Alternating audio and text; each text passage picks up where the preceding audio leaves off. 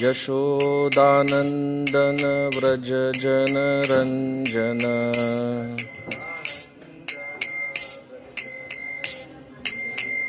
यमुना तीर वनचारी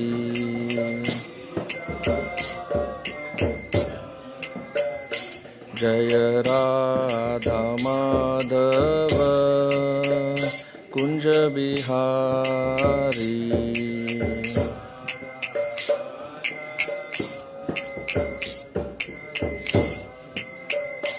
हरे कृष्ण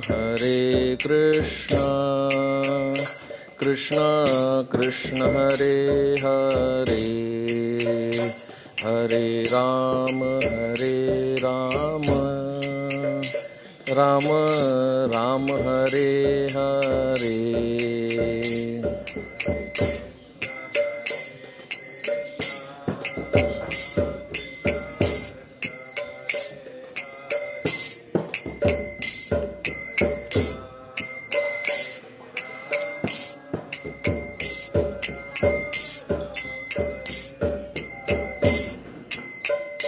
हरे कृष्ण कृष्ण कृष्ण हरे हरे, हरे राम राम राम हरे हरे।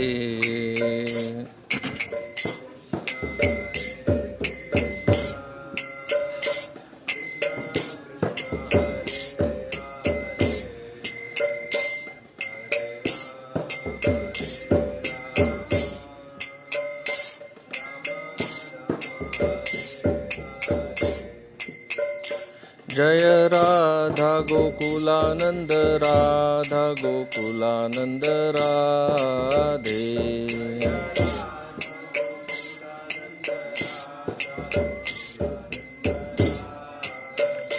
जय जगन्नाथ बलदेव सुभद्रा जय सुदर्शन।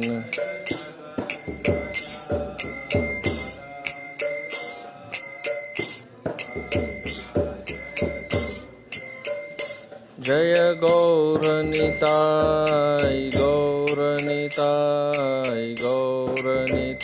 जय गौरनिताय।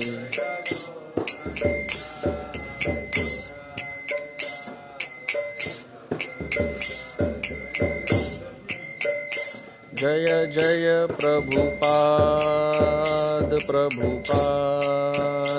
प्रभुपाद जय जय प्रभुपाद।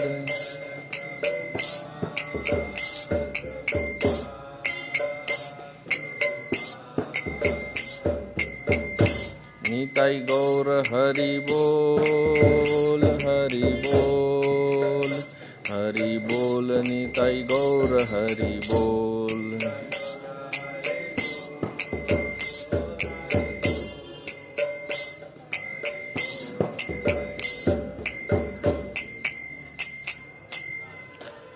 जय ओम विष्णुपाद परमहंस परिव्राजकाचार्य स्तोत्र शत श्री श्रीमद् अभय चरणारविंद भक्ति वेदांत स्वामी श्रील प्रभुपाद की जय। इस्कॉन बीबीटी संस्थापक आचार्य श्रील प्रभुपाद की जय। श्री श्री राधा गोकुलानंद भगवान की जय। श्री श्री गौर निताई की जय। श्री श्री जगन्नाथ बलदेव सुभद्रा देवी की जय।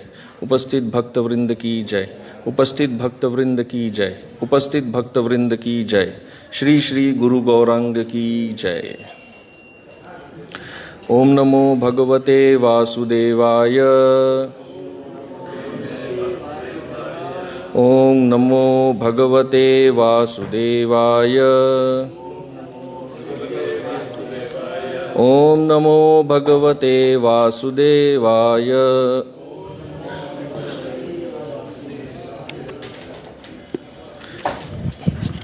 ग्रंथराज श्रीमद् भागवतम चतुर्थ स्कंध नवम अध्याय श्लोक क्रमांक 28।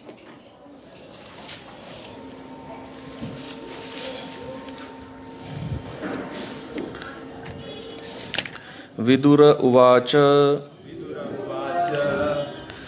सुदुर्लभं यत् परमं पदं हरेः माया विनस्तच्चरणार्चनार्जितम्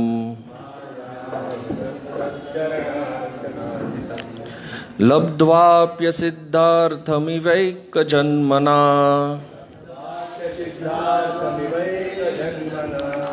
कथं स्वमात्मानममन्यतार्थवित्।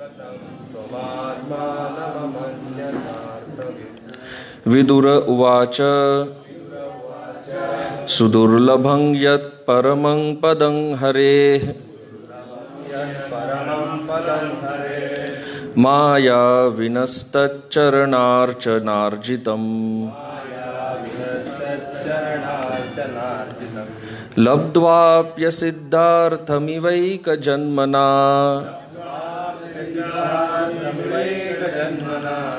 कथं स्वमात्मानममन्यतार्थवित्। विदुर उवाच सुदुर्लभं यत् परमं पदं हरेः माया विनस्तच्चरणार्चनार्जितम् लब्ध्वाप्यसिद्धार्थमिवैकजन्मना कथं स्वमात्मानममन्यतार्थवित्।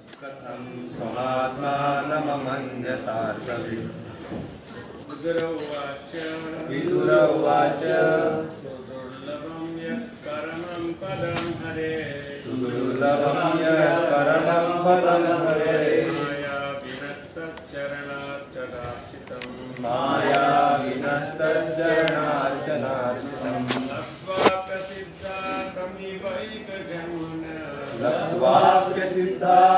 लब्ध्वाप्यसिद्धार्थमिवैकजन्मना कथं स्वमात्मानममन्यतार्थवित्। विदुर उवाच सुदुर्लभं यत् परमं पदं हरेः माया विनस्तच्चरणार्चनार्जितम् लब्ध्वाप्यसिद्धार्थमिवैकजन्मना कथं स्वमात्मानममन्यतार्थवित्।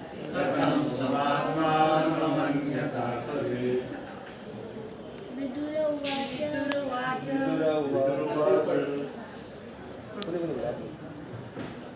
सुदुर्लभं यत् परमं पदं हरेः माया विनस्तच्चरणार्चनार्जितम् लब्ध्वाप्यसिद्धार्थमिवैकजन्मना कथं स्वमात्मानममन्यतार्थवित्। विदुर उवाच सुदुर्लभं यत् परमं पदं हरेः माया विनस्तच्चरणार्चनार्जितम् लब्ध्वाप्यसिद्धार्थमिवैकजन्मना कथं स्वमात्मानममन्यतार्थवित्। शब्दार्थ। विदुरः उवाच विदुर ने पूछा सुदुर्लभम अत्यंत दुर्लभ यत जो परमम परम पदम पद स्थान हरेह श्री भगवान का माया विनः अत्यंत वत्सल तत् उसके क्षमा चाहते हैं उनके चरण कमल अर्चन पूजन के द्वारा अर्जितम उपलब्ध लब्ध्वा प्राप्त करके अपि यद्यपि असिद्ध अर्थम अपूर्ण इव मानो एक जन्मना एक जीवन काल में कथम क्यों स्वम अपना आत्मानम हृदय अमन्यत अनुभव किया। अर्थविद अत्यंत चतुर होने से।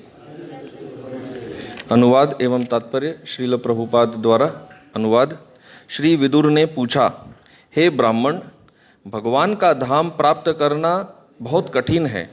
इसे केवल शुद्ध भक्ति से ही प्राप्त किया जा सकता है, क्योंकि अत्यंत वत्सल तथा कृपालु भगवान केवल उसी से प्रसन्न होते हैं।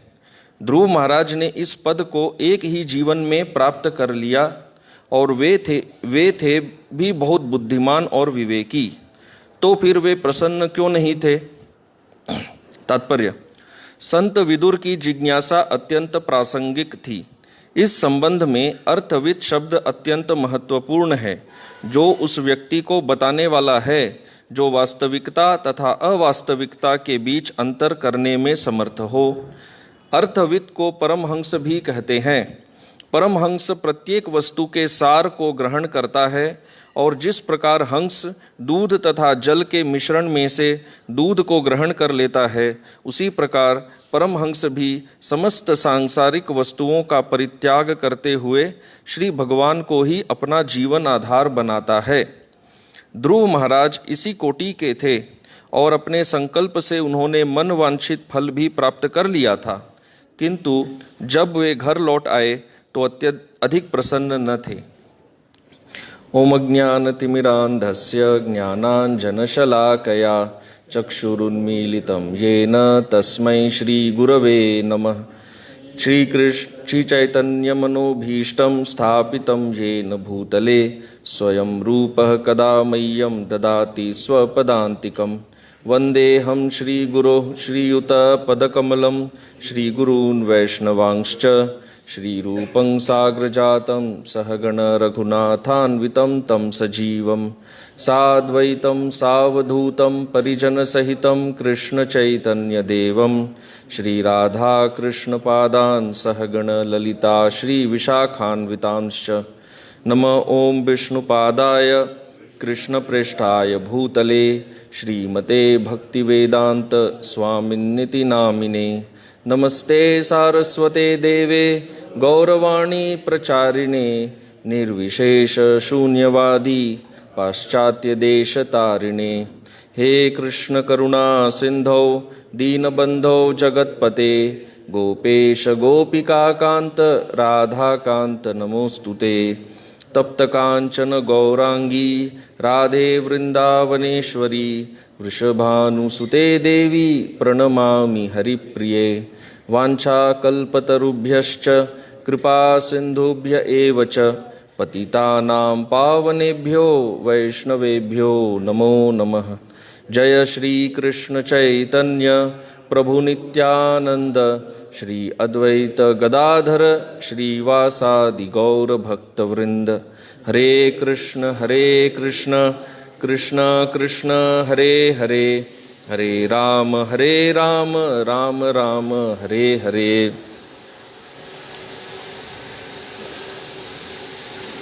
हरे कृष्ण। सभी भक्तों का हार्दिक स्वागत है। सभी भक्तों का आशीर्वाद और अनुमति चाहते कि इस श्लोक के संबंध में कुछ कहने का प्रयास कर सके। तो महात्मा विदुर इस श्लोक में बहुत महत्वपूर्ण प्रश्न खड़ा कर रहे हैं। ये प्रश्न क्यों बहुत महत्वपूर्ण है?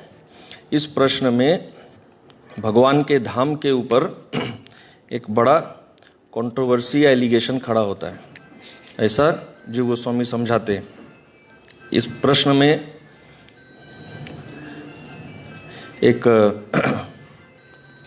विवादास्पद विषय है।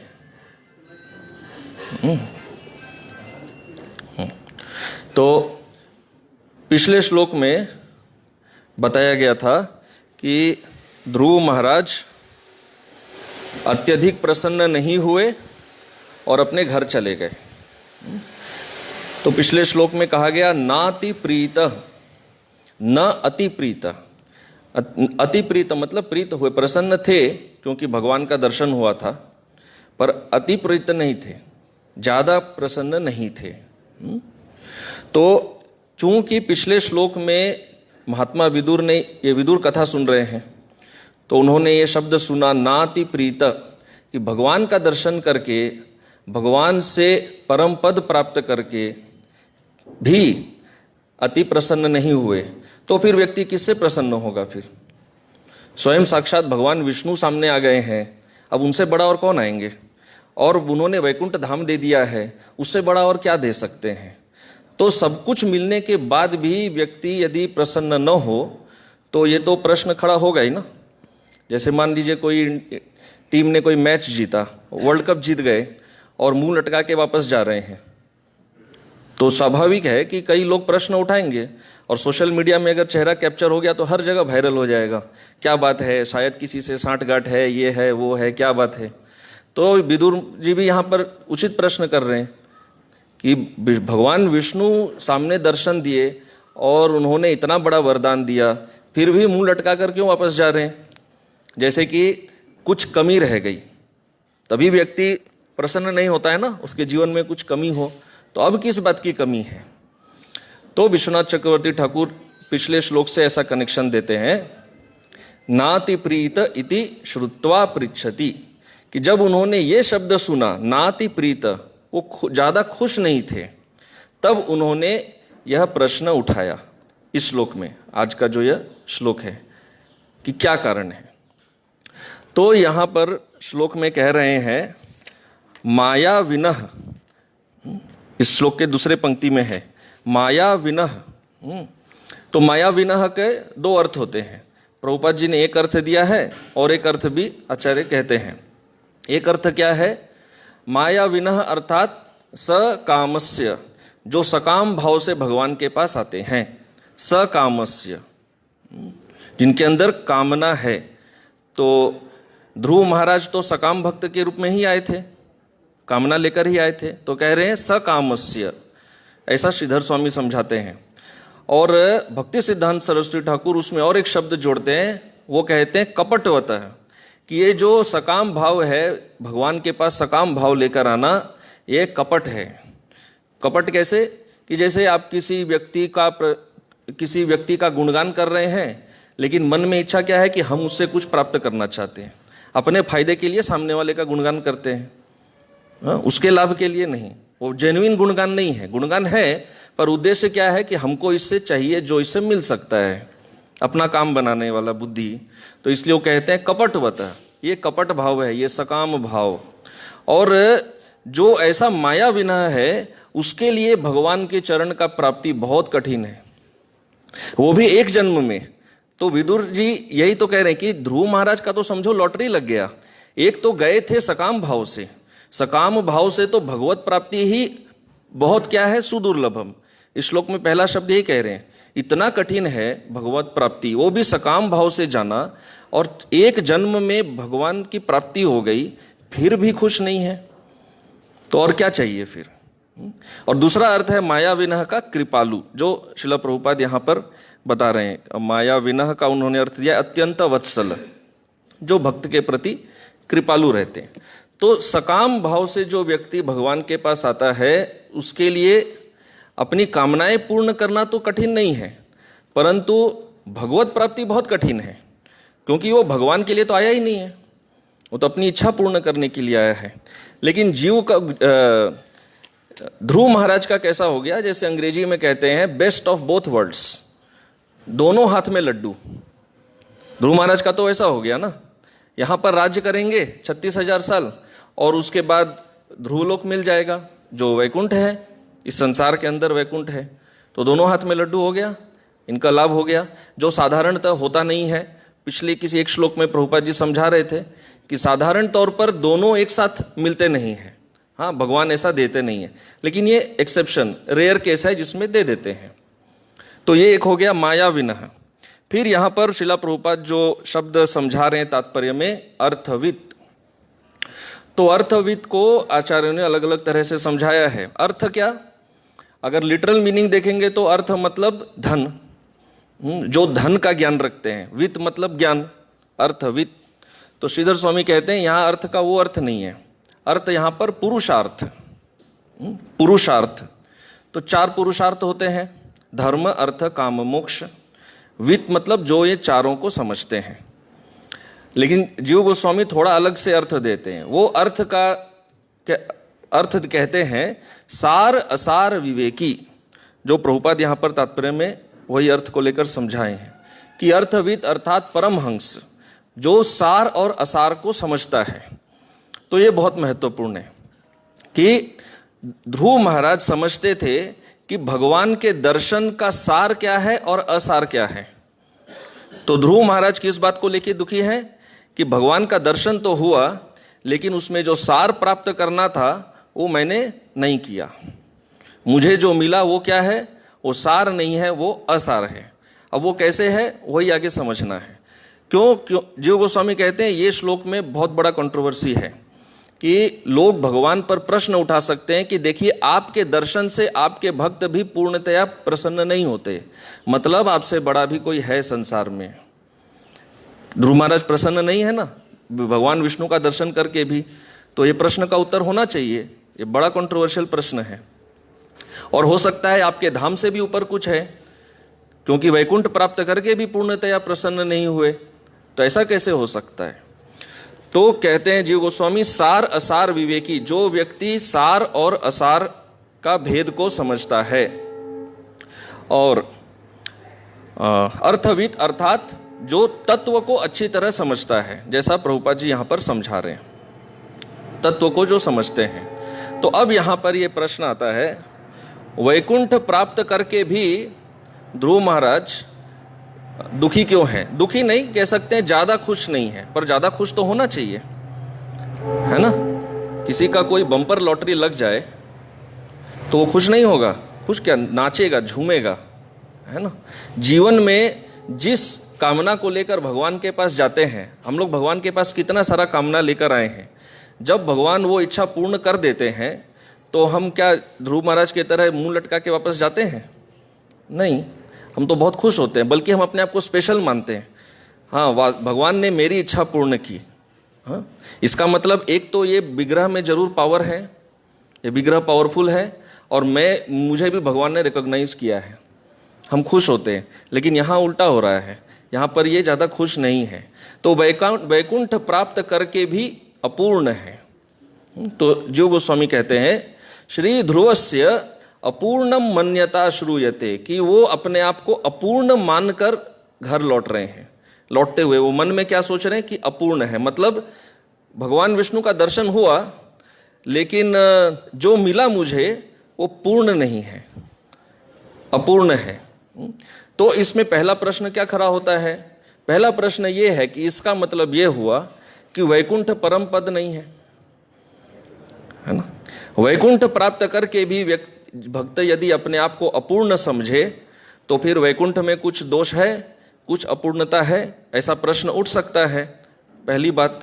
और क्या प्रश्न उठता है, वो कहते हैं देखिए धर्म अर्थ काम मोक्ष, इनमें धर्म अर्थ काम ये भगवान विष्णु के अलावा अन्य भी दे सकते हैं ना। लोग देवताओं के पास किस लिए जाते हैं, अर्थ और काम इसके लिए जाते हैं। तो देवी देवता इतने जन, कई जन हैं जो ये सब दे सकते हैं, लेकिन जो चौथा पुरुषार्थ है मोक्ष, वो देने वाले एक ही है, मुक्तिदाता एक ही है, वो है भगवान श्री विष्णु। इसलिए उनको कहा जाता है, आगे आएगा, मुक्तिपति।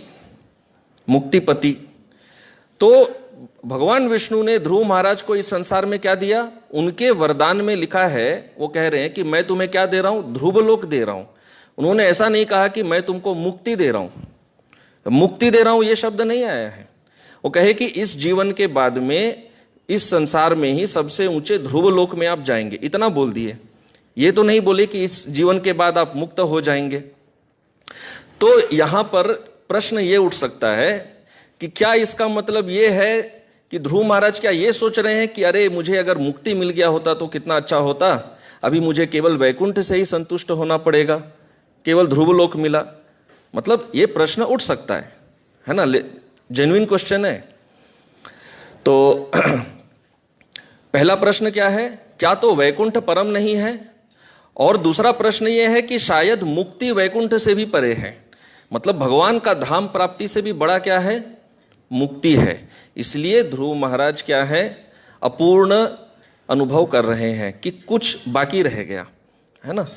किसी एक व्यक्ति से अगर आपका जीवन में मुलाकात हो, जीवन में जो एक ही बार मिल सकता है, और एक विजिट हो और उसमें जो मिलना चाहिए था वो नहीं मिला, तो लॉस लगेगा ना। अरे पता नहीं, अब अगर वापस भगवान विष्णु आ जाए तो मैं अपना बात पूरा कर लूँ, लेकिन अब मौका हाथ से निकल गया है। अब पछताए क्या हो, तो जब चिड़िया चुग गई खेत, तो अब पछता के क्या होगा? तो उनको पछतावा हो रहा है। तो किस बात का पछतावा हो रहा है, ये बड़ा प्रश्न है। अच्छा, तीसरी बात, ध्रुव महाराज को यहाँ पर क्या कह रहे हैं, अर्थविद मतलब वो तत्व को अच्छे से समझते हैं, मतलब वो जीवन के लक्ष्य को जानते हैं, जीवन का क्या लक्ष्य है, और उन्होंने वो लक्ष्य प्राप्त भी कर लिया। भगवान का दर्शन हो गया, साक्षात भगवान का दर्शन हुआ। तो अगर वैकुंठ वास्तव में परम पद नहीं होता, अगर ये मान लिया जाए कि वैकुंठ के ऊपर कुछ है, तो इसका मतलब ध्रुव महाराज को ये ज्ञान होना चाहिए कि वैकुंठ के ऊपर कुछ है। तो अगर वैकुंठ परम पद नहीं होता तो उनका अपूर्ण अनुभव करना उचित ही नहीं होता। तो विदुर जी यहां पर ये प्रश्न क्यों कर रहे हैं कि विदुर जानते हैं कि वैकुंठ परम पद है, और विदुर जानते हैं कि ध्रुव महाराज भी जानते हैं वैकुंठ परम पद है। ऐसा नहीं, विदुर जी ध्रुव महाराज के ज्ञान पर प्रश्न नहीं उठा रहे, नहीं, अगर वो उठाते तो उनको अर्थविद कहते ही नहीं। उनको पता है कि ध्रुव महाराज पूर्ण ज्ञानी है।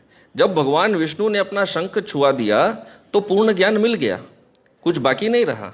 तो पूर्ण ज्ञानी है जो है, उसको पता होना चाहिए कि वैकुंठ परम है, और जब पता है कि वैकुंठ परम है फिर भी अपूर्ण महसूस कर रहे हैं। यही तो प्रश्न है कि अब क्या बाकी रह गया है, क्यों ऐसा वो अनुभव कर रहे हैं।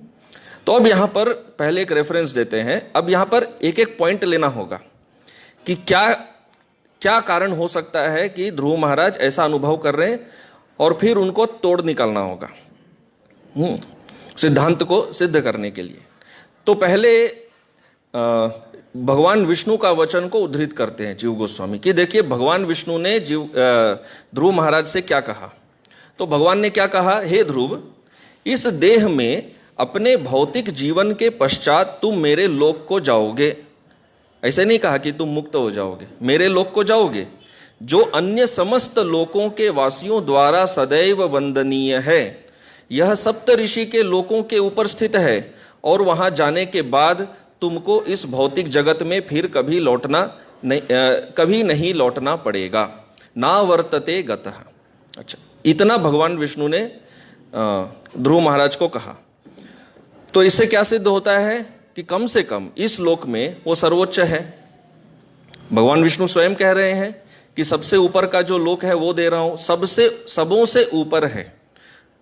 तो ये तो ध्रुव महाराज को मन में दुख नहीं हो सकता कि शायद मुझे सबसे ऊपरी लोक नहीं मिला, यही तो उनको चाहिए था, सबसे बड़ा।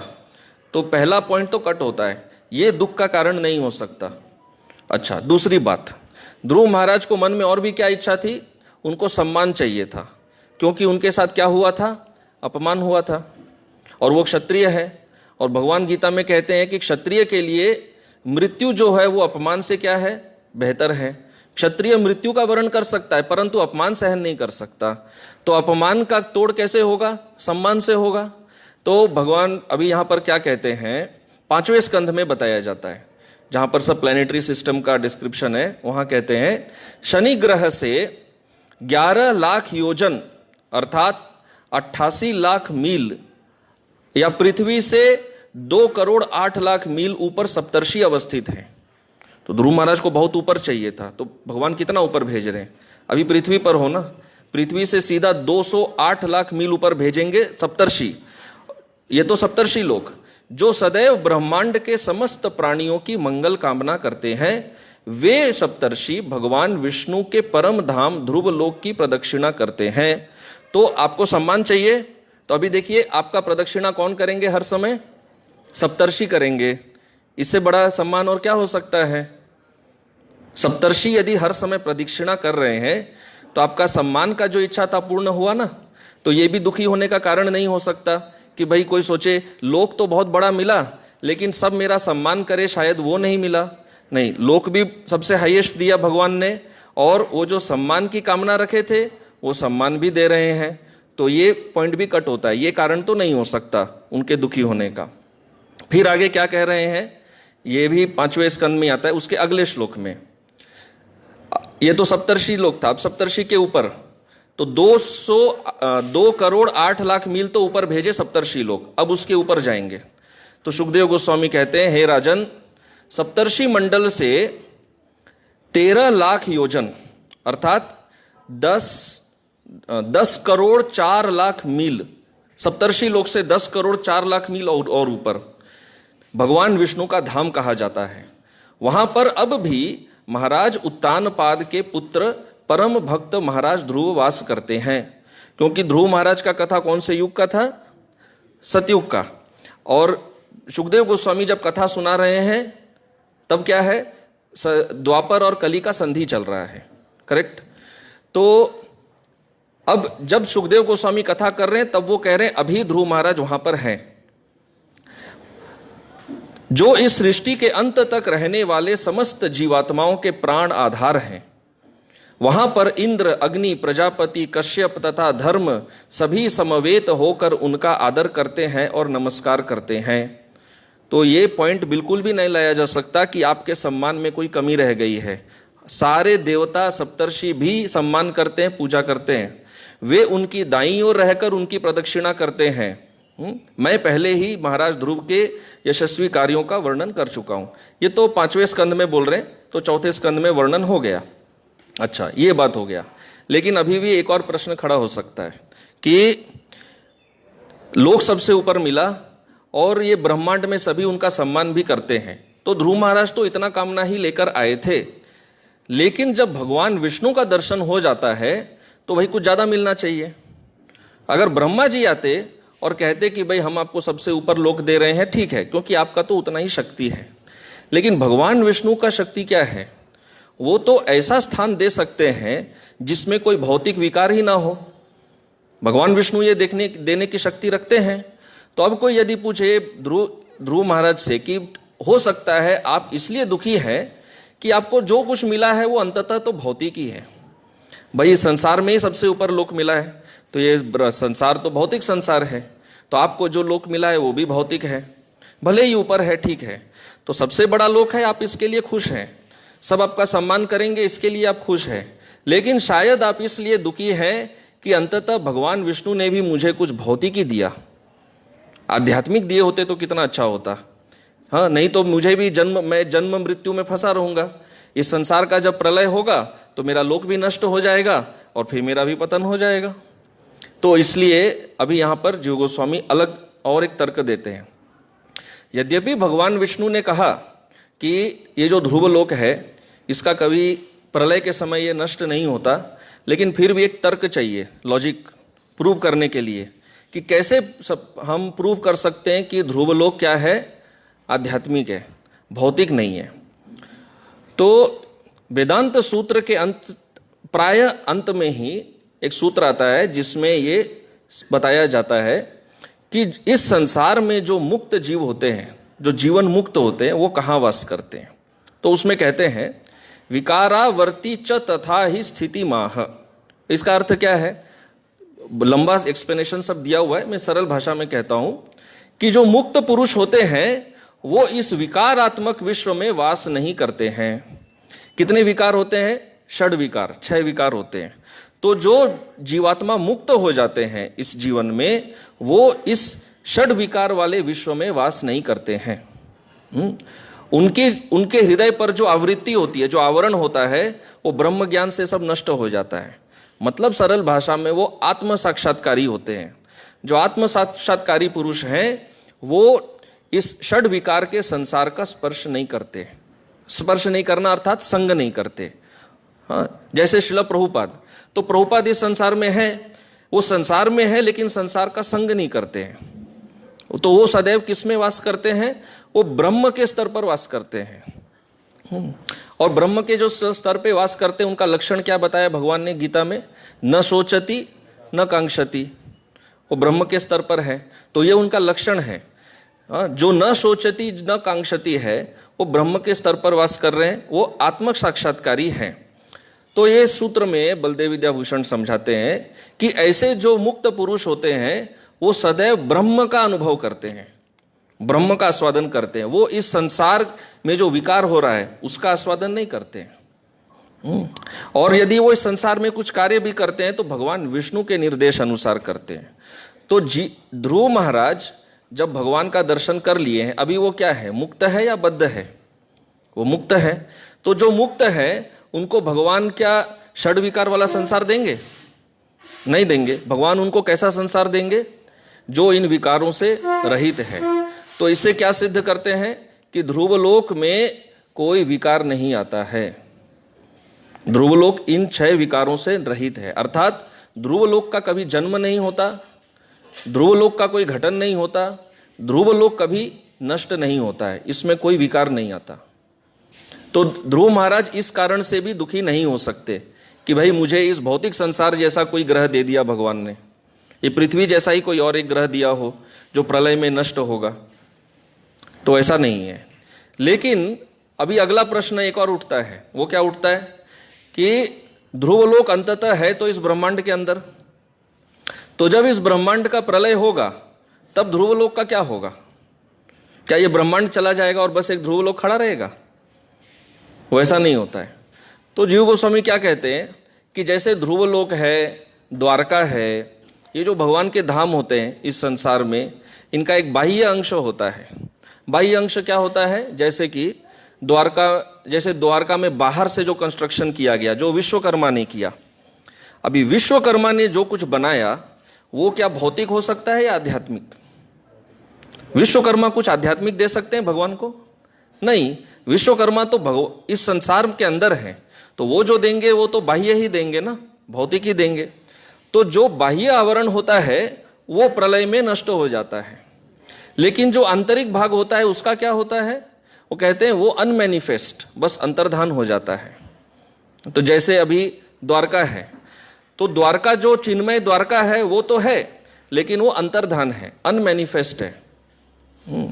वो अनमैनिफेस्ट है। जब भगवान का नेक्स्ट वापस लीला आएगा तो वो वापस प्रकट हो जाएगा। और फिर देवता लोग आके भगवान को अलग अलग चीज देते हैं।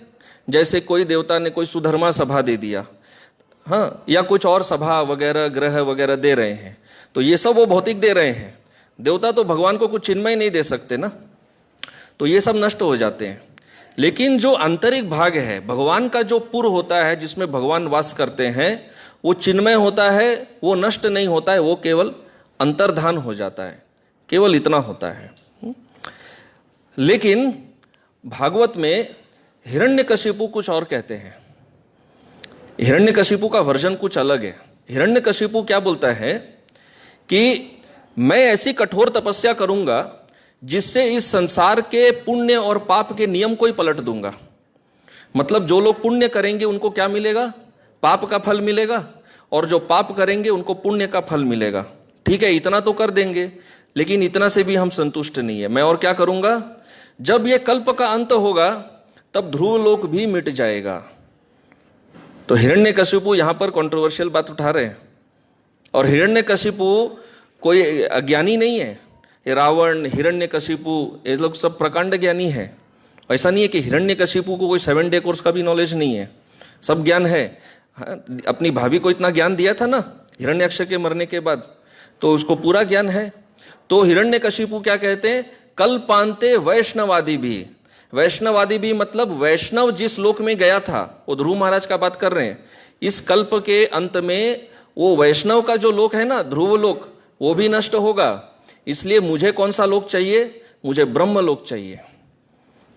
मैं वो ध्रुव लोक से भी संतुष्ट नहीं हूं। हाँ, मतलब वो क्या कह रहा है? मैं ध्रुवलोक पे जाके कब्जा क्यों नहीं करना चाहता? क्योंकि ध्रुवलोक नष्ट हो जाएगा। इसलिए मुझे कौन सा लोक चाहिए? मुझे सत्य लोक चाहिए, ब्रह्मा जी का लोक चाहिए। तो ये तो उल्टा बात कर रहा है, क्योंकि भगवान विष्णु ने क्या कहा? मैं जो तुमको लोक दे रहा हूं वो नष्ट नहीं होता, इधर ये बोलता है नष्ट हो जाएगा। तो विश्वनाथ चक्रवर्ती ठाकुर कहते हैं असुर भाव, इसी को असुर बोलते हैं, इनका बुद्धि उल्टा होता है। तो जीव गोस्वामी क्या कहते हैं? हिरण्यकशिपु ऐसा इसलिए बोल रहा है क्योंकि मैंने जो बाह्य और आंतरिक समझाया वो उस भेद को समझ नहीं सकता। जो बाह्य नष्ट होगा उसको लगता है कि ध्रुवलोक ही नष्ट हो जाएगा। जैसे अभी कई लोगों को आप इधर बोलेंगे कि द्वारका, भगवान की द्वारका नगरी अभी भी है, कौन विश्वास करेंगे? भगवान का द्वारका नगरी दिखता है क्या वहां पर? एक द्वारका एक महल दिखता है, मंदिर दिखता है, परंतु भगवान का जो वैभवशाली द्वारका नगरी था 16,108, हम कहेंगे 16,108 महल कहाँ है? 16,108 क्या वो दिखते हैं? तो जीव गोस्वामी कहते हैं जो हिरण्यकशिपु के तरह तर्क लगाते हैं वो भी हिरण्यकशिपु जैसे ही होते हैं। इतना स्ट्रांग वचन, डायरेक्ट ऐसा ही बोल रहे हैं, ये तो हिरण्यकशिपु जैसे हैं। हाँ, क्यों? वो बाह्य और आंतरिक में भेद नहीं कर सकते। बाह्य आवरण नष्ट हो गया भगवान के लीला के बाद तो वो सोचते हैं द्वारका भी नष्ट हो गया, ध्रुवलोक भी नष्ट हो गया। ऐसा नहीं है, ये असुर स्वभाव है, तो ये कभी नष्ट नहीं होता है। तो अब प्रश्न उठता है कि ध्रुव महाराज को फिर दुख है किस बात का? उनको सबसे ऊंचा पद मिला और उनका सभी सप्तर्षि सारे देवता सम्मान भी करेंगे, और जो लोक मिला उसमें कोई षड्विकार भी नहीं है, वो नष्ट भी नहीं होगा, तो फिर किस बात की चिंता है इनको? दुख है तो किस बात का है? तो दुख एक ही बात का है। जीव गोस्वामी कहते हैं दुख किस बात का है? दुख ये है कि वो सोच रहे हैं मैं जो मनोरथ लेकर आया था वो मनोरथ क्या था? इस संसार में एक भौतिक पद प्राप्त करने का, और भगवान विष्णु ने उससे बड़ा वर दिया मुझे। भगवान विष्णु ने केवल उतना ही नहीं दिया, अगर उतना ही देना होता तो कोई भौतिक लोग दे देते, लेकिन भगवान विष्णु ने मेरी कामना से अधिक दिया। परंतु मैं जो यह भौतिक संकल्प लेकर आया था, मेरे इस संकल्प पर धिक्कार है। वो अपने संकल्प को लेकर दुख कर रहे हैं कि किसके सामने मैं क्या इच्छा लेकर आया। हाँ, जो व्यक्ति इतना बड़ा कुछ दे सकता है उसके सामने मैं क्या मांगने आया था? इतना छोटा सा चीज। तो ये बात को लेकर दुख कर रहे हैं कि मैं क्या मांगने आया हूं। तो मुझे भगवान से क्या मांगना चाहिए था? मुझे भगवान से क्या मांगना चाहिए था? मुक्ति मांगना चाहिए था। लेकिन भगवान ने मुझे क्या दे दिया? बस एक अपना लोक दे दिया। तो अभी भी ये प्रश्न बाकी रह जाता है कि क्या आपको ये लगता है कि मुक्ति भगवान के धाम से भी बड़ा है? नहीं। तो जीव गोस्वामी कहते हैं यहां पर मुक्ति का अर्थ है सेवा। एक्चुअल में ध्रुव महाराज को दुख किस बात का है? उनकी प्रार्थनाओं में एक एलिमेंट मिसिंग रह गया। उन्होंने एक चीज भगवान से अपनी प्रार्थनाओं में मांगा नहीं कि मैं जन्म जन्मांतर आपका क्या बनना चाहता हूं? सेवक, आपकी सेवा चाहता हूं। ये सेवा उन्होंने मांगा नहीं है भगवान से। हाँ, और भगवान ने अपने वरदान में ये कहा है कहीं पर भी कि तुम जन्म जन्म तक सदैव मेरी सेवा करोगे, तुमको मैं सबसे बड़ा लोक दे रहा हूं, वहां तुम वास करोगे, इतना कह दिए हैं। तो ध्रुव महाराज को एक्चुअली दुख किस बात का है मन में कि मुझे सबसे बड़ा पद मिला, मुझे वैकुंठ भी मिल गया, लेकिन शायद मुझे क्या नहीं मिला? भगवान का सेवा नहीं मिला है। वो बात उनको खटक रहा है। और ये बहुत महत्वपूर्ण सिद्धांत है कि जीवात्मा अंततः कब प्रसन्न रहेगा? जब वो भगवान का हृदय से सेवा करेगा। तो इनको मन में यही बात का चिंता है, क्या मैं भगवान, मुझे ध्रुवलोक तो मिलेगा लेकिन मुझे भगवान का सेवा मिलेगा कि नहीं मिलेगा? ये चीज का इनको चिंता है। इनको मुक्ति का चिंता नहीं है, क्योंकि यहाँ कह रहे हैं अर्थविद। उनको इतना ज्ञान है कि भगवान के धाम में वही रहता है जो मुक्त होता है। बद्ध व्यक्ति भगवान के धाम में कैसे रह सकता है? मुक्त पुरुष ही तो भगवान के धाम में रहेंगे। क्या उनको इतना ज्ञान नहीं है? है, लेकिन मुझे सेवा मिलेगा या नहीं मिलेगा, ये बात का टेंशन है, क्योंकि भगवान ने डायरेक्टली ऐसा कुछ कहा नहीं है और मैंने ये मांगा भी नहीं। तो मैं कितना बड़ा मूर्ख हूं। मुझे मांगना चाहिए था भगवान से, उनका सेवा मांगना चाहिए था, वो मांगा नहीं। तो अब थोड़ा सा इस विषय पर ही चर्चा करते हैं। तो जीव गोस्वामी आगे इस संदर्भ में समझाते हैं कि भक्त की कामना क्या होती है भगवान से। भक्त क्या कामना करता है? भक्त केवल भगवान से प्रेम का कामना करता है, प्रीति, केवल प्रीति का कामना करता है। 4 पुरुषार्थों में से भक्त एक भी पुरुषार्थ नहीं मांगता है। धर्म अर्थ काम तो दूर की बात है, भक्त भगवान से मोक्ष तक भी नहीं मांगता है। भक्त केवल क्या मांगता है? प्रीति मांगता है। क्यों प्रीति मांगता है? क्योंकि वो कहते हैं ये जो 4 पुरुषार्थ है ना, धर्म अर्थ काम मोक्ष, ये 4 पुरुषार्थ भगवान की कृपा की प्रतीक्षा करते हैं। भगवान की कृपा से ही ये 4 पुरुषार्थ जीवन में आते हैं, उनकी कृपा के बिना आएंगे नहीं। इसलिए भक्त बहुत बुद्धिमान होता है। वो जब देखता है कि अंततः सब कुछ भगवान की कृपा से ही आने वाला है, तो बस भगवान का कृपा का ही याचना करेंगे, इन 4 का क्यों करेंगे? ये 4 भी तो भगवान की कृपा की ही प्रतीक्षा करते हैं। तो वो केवल भगवान से प्रीति की कामना करता है। तो मैत्रेय ऋषि आगे कहेंगे कि ध्रुव महाराज को दुख किस बात का है? उन्होंने मुक्तिपति से मुक्ति की कामना नहीं की। यही उनको लग रहा है कि मेरा क्या हो गया, चिड़िया चुग गई खेत, मेरा चांस निकल गया, जो गोल्डन चांस था वो निकल गया, और हाईएस्ट चीज नहीं मिलके शायद थोड़ा कम मिल गया मुझे। तो हाईएस्ट उनके हिसाब से क्या है? हाईएस्ट है भगवत सेवा। तो मुझे भगवान का सेवा नहीं मिलके क्या मिला? केवल भगवान का धाम मिल गया। अब मुझे भगवान के धाम से ही संतुष्ट रहना पड़ेगा, भगवान के सेवा से मैं वंचित रह जाऊंगा। तो ये ध्रुव महाराज बहुत इंपॉर्टेंट शिक्षा दे रहे हैं कि हाईएस्ट भगवान का धाम नहीं होता, हाईएस्ट भगवान का सेवा होता है, टॉप मोस्ट वो है। इसलिए उनको इस बात का थोड़ा मन में दुख है। तो अभी इसका कुछ प्रमाण होना चाहिए। तो जीव गोस्वामी एक प्रमाण देते हैं। क्या प्रमाण देते हैं? कि देखिए 5वें स्कंध में बलि महाराज को, बलि महाराज के छल के लिए, छल करने के लिए जब भगवान आए वामन देव, तो उन्होंने कैसे छल किया? जब भगवान को बलि महाराज का सब कुछ ले लेना था, तो भगवान को कोई युक्ति समझ में नहीं आया कि क्या किया जाए।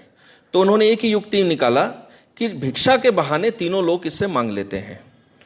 तो ये उन्होंने मांगा, लेकिन जब बलि का केवल शरीर शेष रहा तो भी भगवान संतुष्ट नहीं हुए। तो भगवान ने क्या देखा कि बलि का जो ये आसक्ति है तीनों लोगों से, चलो ये तो मैंने हटा दिया, लेकिन हो सकता है शरीर से अभी भी आसक्ति रहे। तो उन्होंने वरुण पाश से बलि महाराज को बंदी बनवाया और एक पर्वत की गुफा में फेंक दिया। ये 5वें स्कंद में आता है। हाँ, तो बलि महाराज क्या कहते हैं? अब वो बहुत इंटरेस्टिंग बात कहते हैं। वो कहते हैं कि देखिए, ये जो इंद्र है और इंद्र के गुरु बृहस्पति, ये दोनों क्या है? दोनों मूर्ख है। इंद्र भी मूर्ख है और इंद्र के गुरु बृहस्पति भी मूर्ख है। क्यों मूर्ख है?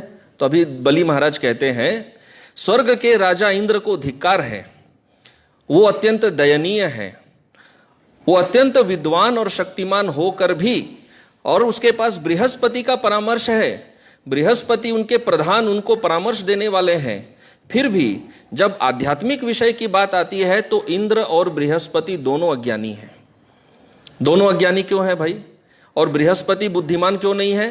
कहते हैं बृहस्पति ने अपने शिष्य इंद्र को शिक्षा ही उचित नहीं दी है, गलत शिक्षा दी है। कैसे? तो कहते हैं, देखिए भगवान वामन देव इंद्र के द्वार पर खड़े हुए थे, लेकिन इंद्र ने भगवान की दिव्य सेवा का अवसर नहीं मांगा। इंद्र ने क्या मांगा? अपने इंद्रिय भोग के लिए भगवान से यह मांगा कि तीनों लोगों के का जाके आप उनसे भिक्षा मांग लीजिए। इंद्र के पास ऑप्शन था। क्या ऑप्शन था? वो वामन देव से क्या मांग सकते थे? उनकी सेवा मांग सकते थे। सेवा नहीं मांगे, क्या मांगे? ये बलि जो 3 लोक मेरे से ले लिया है, ये मेरे को वापस दे दीजिए। कैसे? भिक्षा मांगकर। तो बलि महाराज कह रहे हैं इंद्र मूर्ख है, और इंद्र के गुरु ने उसको ठीक से ट्रेनिंग भी नहीं दिया है, और वो गुरु भी मूर्ख है। चलो शिष्य ने नहीं मांगा, लेकिन बृहस्पति तो मांग सकते थे, बृहस्पति भी वहीं पर खड़े थे, गुरु तो कम से कम मांग लेते कि भाई मुझे आपकी सेवा चाहिए।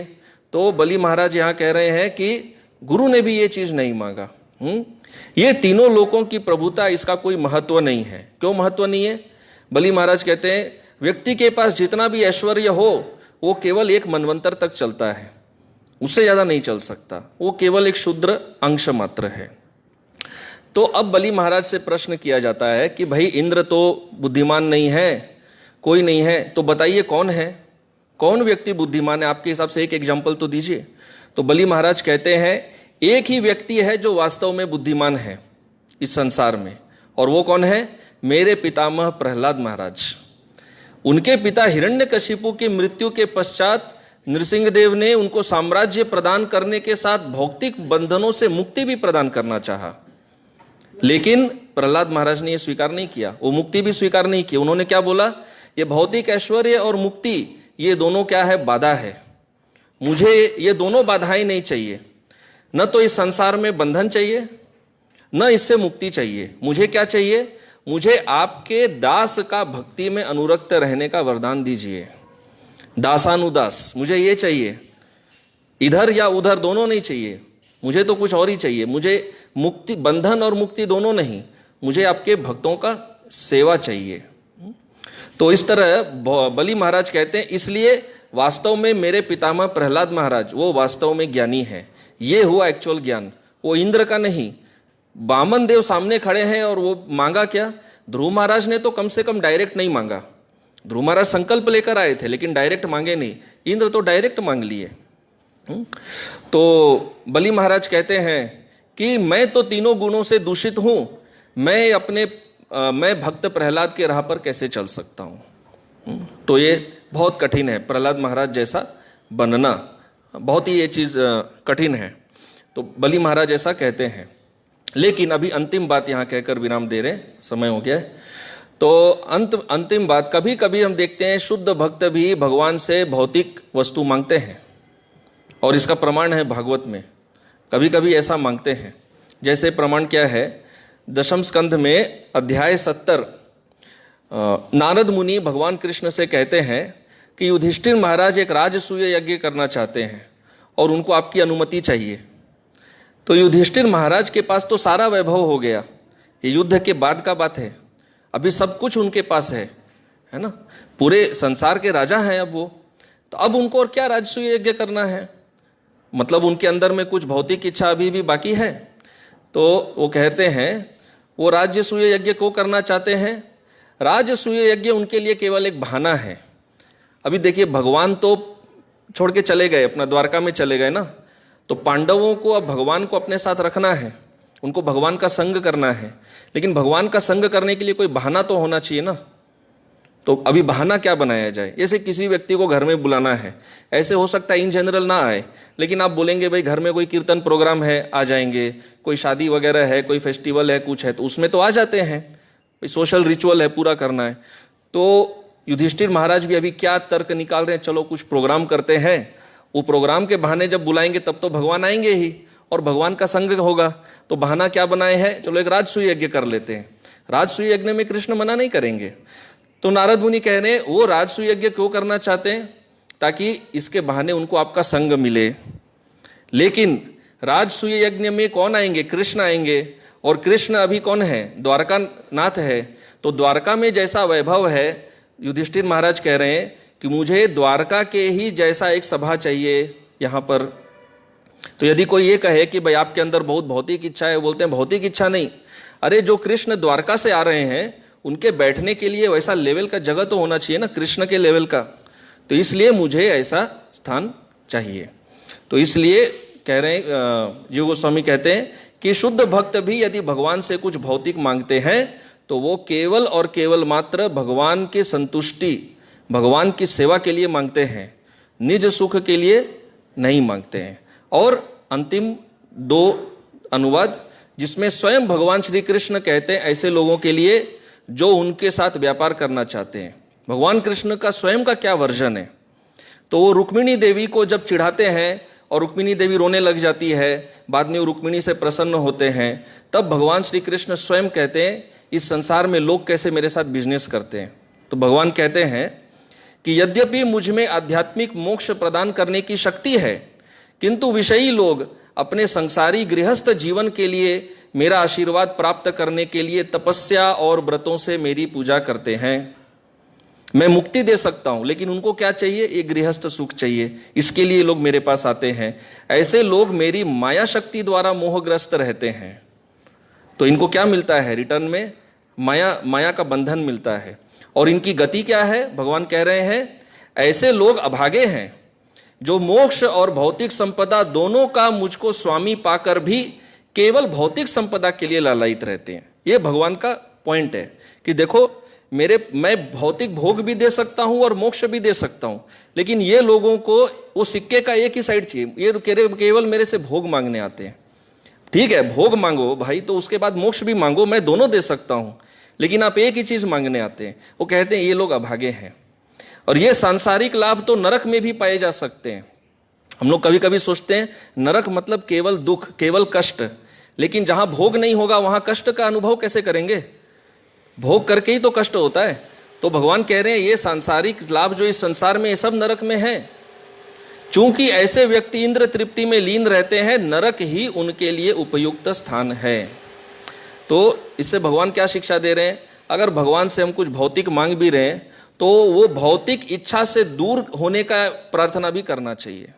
अब इच्छा मन में है, एक एक्सट्रीम क्या होता है, ओ हम इतने बड़े शुद्ध भक्ति पे चल रहे हैं, अंदर में भौतिक इच्छा भरा है, लेकिन हम भगवान से मांगेंगे नहीं, हम भगवान के सामने व्यक्त नहीं करेंगे। तो भी क्या है, भगवान अंदर बैठे, उनको सब पता है कि अंदर में तो प्रेशर कुकर चल रहा है, लेकिन अभी दिखाना है भाई हम शुद्ध भक्ति पे चल रहे हैं, ओ हम कितने अच्छे भक्त हैं, हम आपसे कुछ मांगेंगे नहीं।